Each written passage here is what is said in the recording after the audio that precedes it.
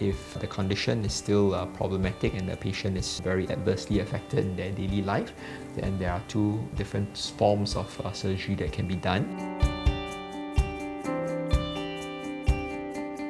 One of them is a minimally invasive arthroscopic surgery in which keyhole surgeries are being made. You can evaluate the knee through these surgeries where you can see the condition of the cartilage, and if the cartilage has got small holes or small defects, cartilage repair can be used to help in the condition. For people who have got end-stage osteoarthritis, usually keyhole surgery doesn't really help very much, in which case we are looking at a larger surgery where we can change the alignment of the knee joint, change it such that we can offload the weight from the area which is worn out onto an area which is not injured, or in most cases at the later age or older patients, what we can do is that we can replace the knee into a metal and plastic knee.